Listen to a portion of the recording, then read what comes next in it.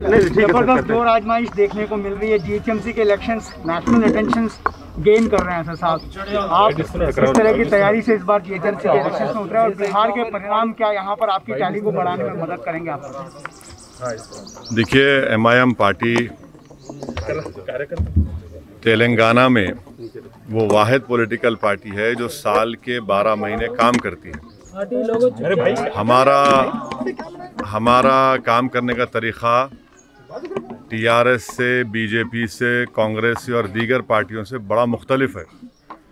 ये तमाम पार्टी सिर्फ इलेक्शन के ज़माने में एक्टिव होती हैं। हम लोग साल के 12 महीने काम करते हैदराबाद की जनता के दरमियान में हम रहे हैं और हमको यकीन है कि हमने जो काम किया, हमारे जो कॉरपोरेटर्स ने काम किया, अब हमारे जो कैंडिडेट्स जो हैं उससे हमको अच्छा नतीजा मिलेगा और इससे कामयाबी हासिल होगी।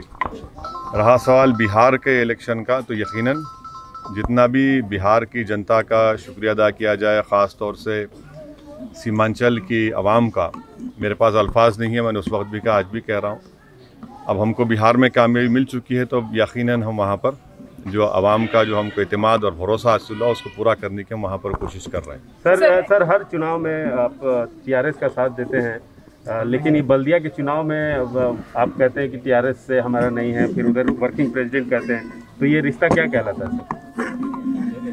नहीं, हमारा टीआरएस से जहां हमारा मुकाबला है वहाँ मुकाबला है। अभी तो यकीनन हमारा कोई टीआरएस से अलायंस नहीं है।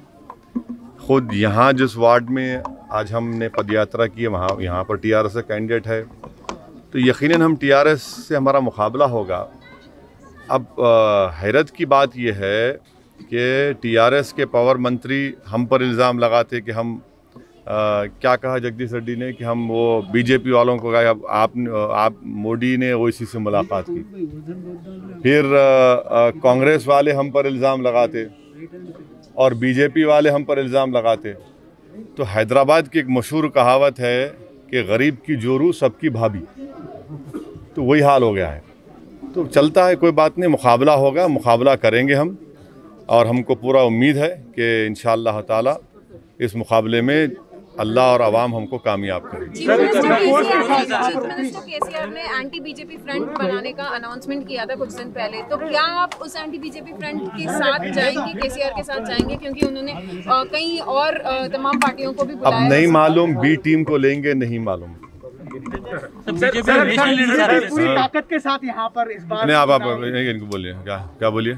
बीजेपी के नेशनल लीडर्स भी आ रहे हैं सर, पहली बार जीएचएमसी में ऑलरेडी उनके नेशनल, आज जावड़ेकर साहब भी आ रहे हैं सर। और उसमें सर ये कहा जा रहा है कि ये लड़ाई जो है वो देश प्रेमियों और देशद्रोहियों के खिलाफ है। उनका ये पोल एजेंडा है, वो इसी बात पर चुनाव लड़ने वाले हैं। खुद स्टेट प्रेसिडेंट ये कहते हैं कि ये लड़ाई देश प्रेमी और देशद्रोही के बीच में। ऐसा है ना कि किसी बीजेपी के लीडर को अगर आप रात में उठा देंगे और बोलेंगे पहला नाम बोलो, बोलेगा ओवैसी, दूसरा नाम बोलो, बोलेंगे गद्दार, तीसरा नाम बोलो टेररिज्म, चौथा नाम बोलो पाकिस्तान, तो वो क्या कर सकते हैं? लोगों को आदत से मजबूर हैं। बीजेपी को ये बताना चाहिए कि 2019 के बाद से उन्होंने तेलंगाना को और ख़ास तौर से हैदराबाद की आवाम को उन्होंने क्या फाइनेंशियल हेल्प की। इतना बड़ा सैलाब आया हैदराबाद में, बहुत से मुकामात पानी में डूब चुके थे, आपने टीवी पर दिखाया। भाई, आपने हैदराबाद को, जीएचएमसी को मोदी सरकार ने क्या फाइनेंशियल हेल्प की? अगर आप हेल्प कर देते तो यकीनन बोल सकते आपने कुछ हेल्प नहीं की। तो जाहिर है हेल्प नहीं करने की बुनियाद पर, कोई मदद नहीं देने की बुनियाद पर अब इसको एक कम्युनल रंग देने की कोशिश कर रहे हैं। यहाँ पर कुछ होने वाला नहीं है। आवाम जानती है, जनता जानती है।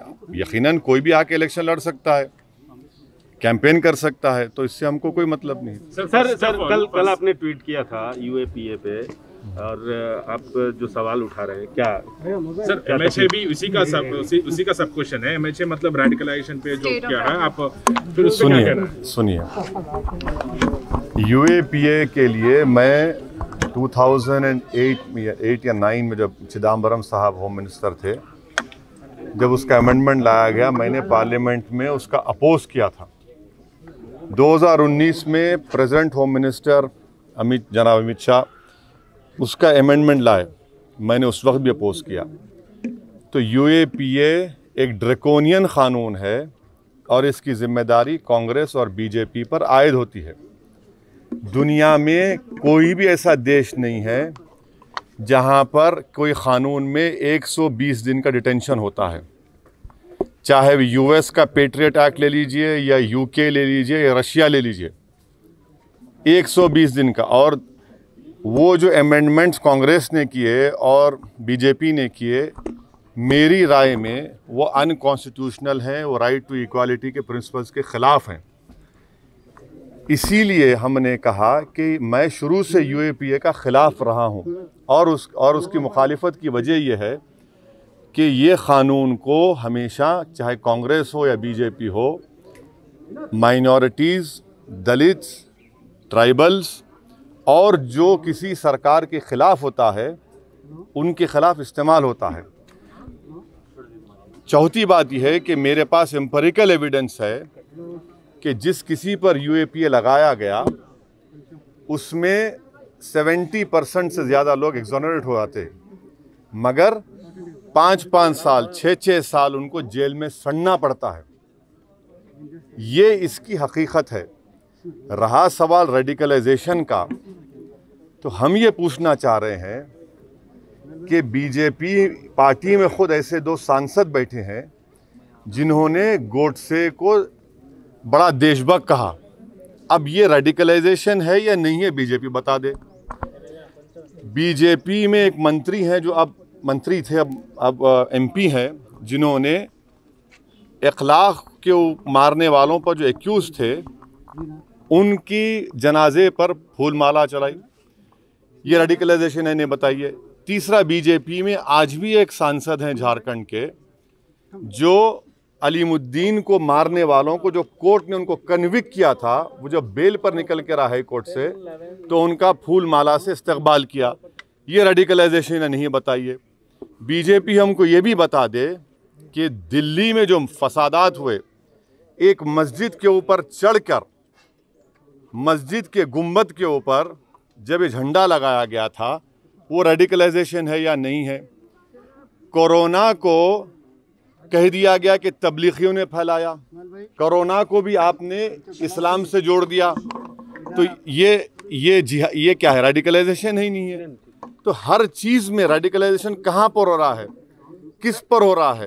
तो गवर्नमेंट को बताना चाहिए कि डी रेडिकलाइजेशन अगर करने वाले हैं तो क्या वो सिर्फ एक मजहब के ऊपर करेंगे या सब पे करेंगे। सर, उनकी दिक्कत ये है कि आपने हिंदुत्व की जो परिकल्पना दी, हिंदुत्व, सुनिए, हम ये पूछना चाह रहे हैं कि हिंदुत्व का डेफिनेशन बीजेपी बता दे। क्या वो सावरकर के डेफिनेशन को मानती है, नहीं मानती है? क्या वो गोलवालकर का जो डेफिनेशन है उसको मानते हैं, नहीं मानते हैं? हम इस पर आपको कई बार हमारा स्टेटमेंट हो चुका है। डी रेडिकलाइजेशन अगर करेंगे तो किसका करेंगे? जो जाकर कहते हैं कि आप अपनी दुकान में पटाखे मत बेचिए, जो महल्लों में अगर कोई तरकारी बेचने वाले आता है तो कहते हैं तू यहाँ पर मत आ, फ्रूट बेचने वाला तो बोलते तुम नहीं बेच सकते। किसका रेडिकलाइजेशन होना चाहिए, ये हम पूछना चाह रहे हैं। डी रेडिकलाइजेशन होना चाहिए। Hindutva is built on lies, and Muslims are not allowed to participate. Well, that is the true definition as laid down by Savarkar in his book and Golwalkar in his book and by various other संघ ideologues.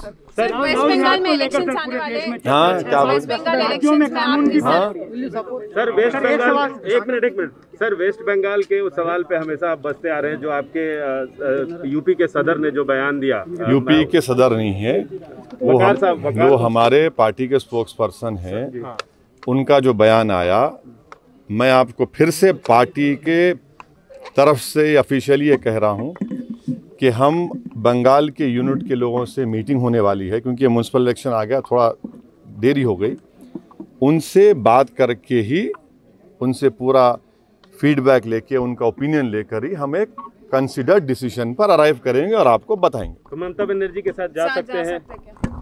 पहले तो मुझे अपनी unit से बात करना है election लड़ने के ताल्लुक से, और इलेक्शन लड़ने की जब बात होगी तो हम इलेक्शन लड़ेंगे, और यकीनन इसमें कोई दो राय नहीं होना चाहिए कि जब हम डिसीजन लेंगे तो इलेक्शन लड़ेंगे, उसके बाद बताएंगे आपको। Sir, home minister Amit Shah Tamil Nadu में है और उन्होंने प्रचार तमिलनाडु के लिए कैंपेनिंग भी शुरू कर दी है, तो आप किस तरह से देखते हैं उनका कैंपेनिंग?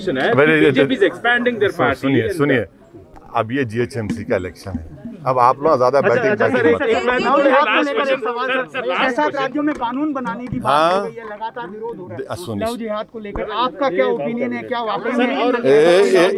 एक मिनट, देखिए ये कॉन्स्टिट्यूशन में आर्टिकल 14 और 21 का ग्रॉस वायलेशन होगा। इनको संविधान पढ़ना चाहिए।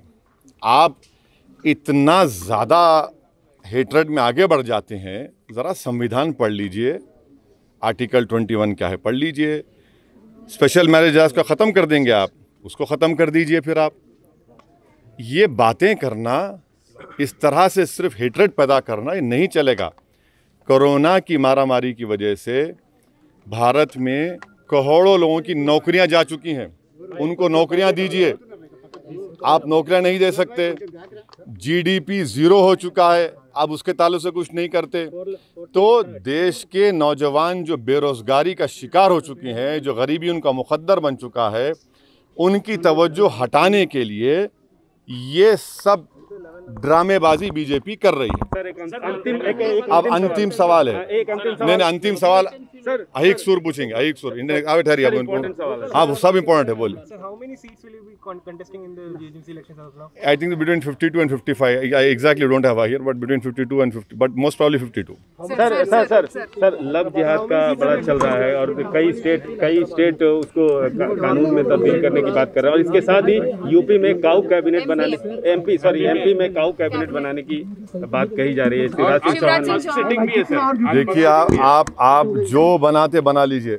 बीजेपी से हमारा एक ही सवाल है कि आपने जो अनकॉन्स्टिट्यूशनल लॉकडाउन किया, अनटाइमली किया, जिससे भारत के करोड़ों गरीबों की नौकरियां जा चुकी हैं, नौकरियां कब देंगे?